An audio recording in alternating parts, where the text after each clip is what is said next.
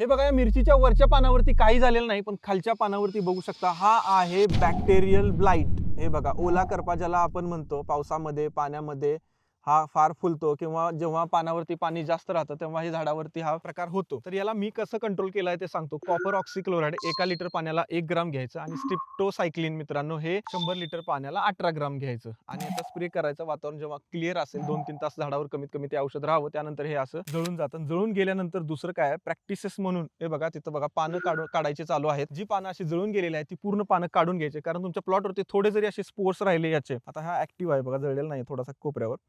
हे पूर्ण पानं काढल्यानंतर झाडावरती काहीच राहत नाही, काढल्यानंतर अजून एक कॉपरचा स्प्रे करायचा. तर याच्यावरती सिंपल उपाय आहे, 100 गोष्टी करायची गरज नाहीये. जेव्हा खूप क्लायमेट खराब होतं तेव्हा आपण हे कंट्रोल करू शकत नाही, कारण हे जो बॅक्टेरियल ब्लाइट आहे हा येतोच. आल्यानंतर मग हे तुम्हाला कंट्रोल करायचं, मग वरती स्प्राउटिंग चांगलं होतं, खालची पानं काढून टाकायची. तर हे खूप सिंपल साधं प्रॅक्टिस आहे मित्रांनो, तुम्ही नक्की करा आणि सर्व शेतकऱ्यांना शेअर करा.